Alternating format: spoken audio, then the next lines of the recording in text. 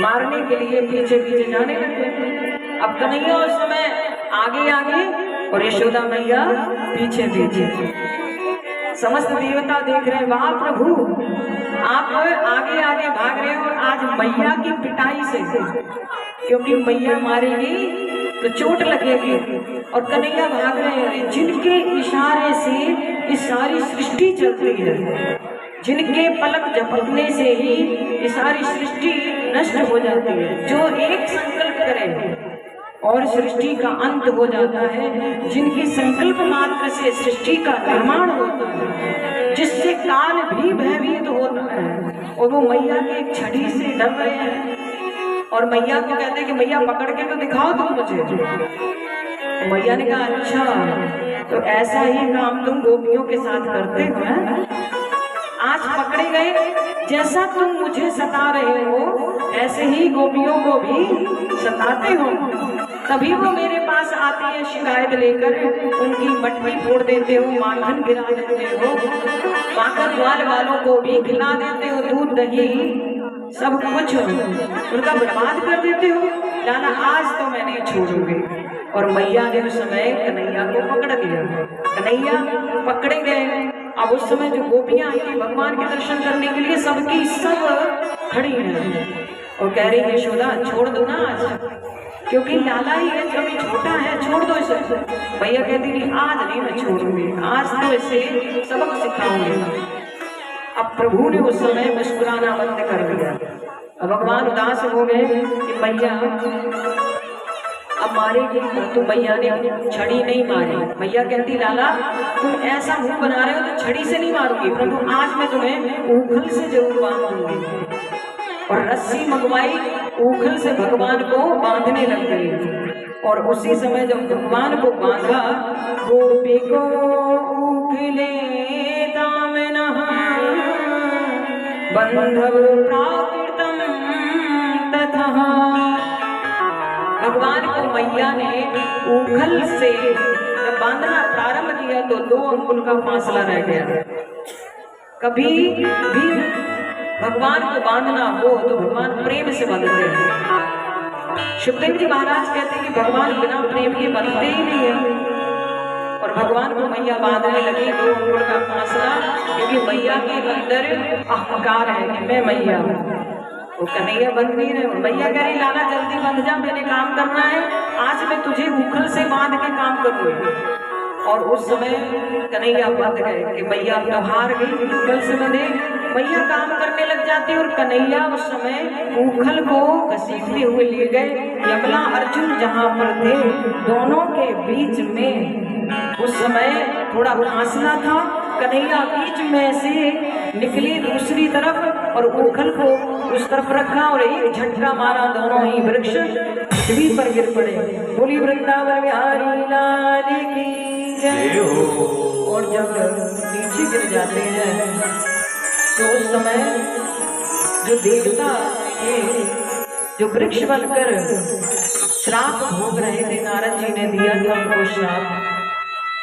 यमला अर्जुन जो वृक्ष नीचे गिरे, उसी समय दोनों देवताओं ने भगवान की स्तुति की, भगवान के चरणों में प्रणाम किया और अपना शाश्वत शरीर प्राप्त करके दोनों देवता भगवान के धाम में गए और अपने बंधु बांधवों से मिले। भगवान की ऐसी कृपा हुई, इधर यशोदा मैया ने देखा कि दोनों वृक्ष गिर गए। ग्वाल वालों ने जाकर कहा तो यशोदा मैया ने लाल को उठाया, उठाकर हृदय से लगा लिया, बेटा आज जैसे मैंने तुम्हें बांधा अब कभी नहीं बांधूंगी, क्योंकि पता ये चल गया कि तुम नटखट हो, तुम इतने नटखट हो कि ऊखल से बांधा तो खड़े नहीं रह सकते एक जगह, ऊखल भी घसीट कर ले गए और वृक्षों को गिरा दिया। लाला इसका मतलब है अगर तुम्हें चोट लग जाती तो क्या होता, मेरा कितना दुखी मन होता, एक जगह तुम बैठ नहीं सकते। कन्हैया मुस्कुरा कर कहते भैया यही तो बात है कि मेरा नाम आपने बड़े प्यार से रख दिया नटखट है, और मेरा काम है कि मैं सबको परेशान करने का। तो भैया अब आप मुझे इस प्रकार से नहीं बांधोगी ना। तो उस समय मैया कहती नहीं लाला मैं तुम्हारी पलैया लेती हूँ, नजर उतारती हूँ, आज के बाद कभी भी मैं तुम्हें इस प्रकार से नहीं बांधूंगी।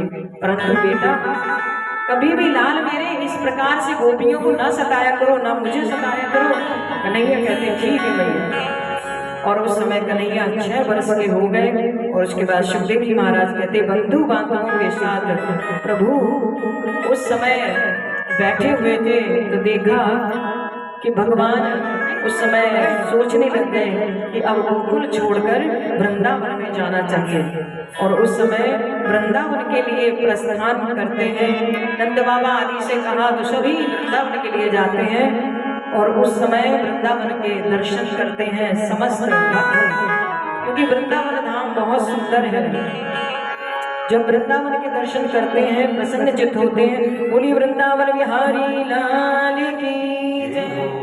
वनम वृंदावनम नाम पशव्यम नवकाननम गोपी गोपी गवासेव्यम पुण्यादि दृग्विरुधम।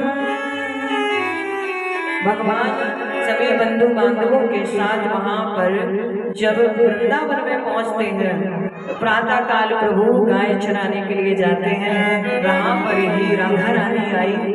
राधा और कृष्ण को एक साथ देखकर ब्रह्मा जी ने दोनों का बहुत स्वागत सत्कार किया। और उस समय ब्रह्मा जी ने भगवान को प्रणाम किया।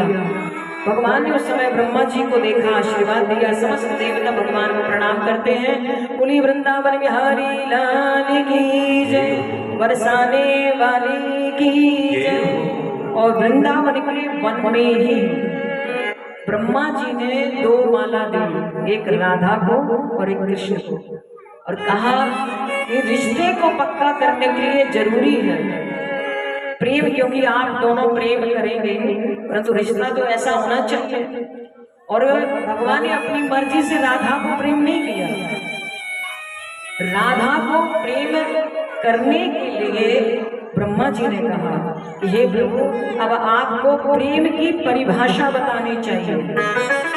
संसार में मनुष्य आपसे सीखे प्रेम क्या होता है, प्रेम में कैसे जीना चाहिए, प्रेम की स्थिति कैसी होती है, प्रेम करने वालों का जीवन कैसा होता है। इसलिए हे प्रभु ये राधा जो है उनके साथ आप प्रेम करो। राधा से कहा कि आप कन्हैया से करो और एक दूसरे को कहा कि आप एक दूसरे के गले में माला डालिए, एक दूसरे का सम्मान कीजिए, क्योंकि अब प्रेम शुरू होगा।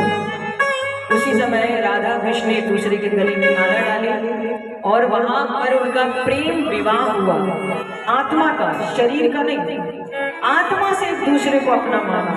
और उस समय जब राधा रानी के प्रेम को देखा तो जो गोपियां साथ में आई थी वो भी प्रसन्नचित हो गई कि इनसे तो प्रेम हमें भी करना चाहिए, कि देवता कह रहे हैं और ब्रह्मा आदि सभी आए हुए हैं, इसलिए इनसे प्रेम करना चाहिए, क्योंकि ये साधारण बालक नहीं है।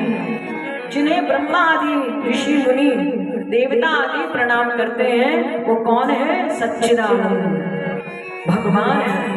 और भगवान से बढ़कर, सच्चिदानंद से बढ़कर दुनिया में कोई नहीं है। और उस समय समस्त गोपियां भी भगवान से प्रेम करने लग जाती हैं।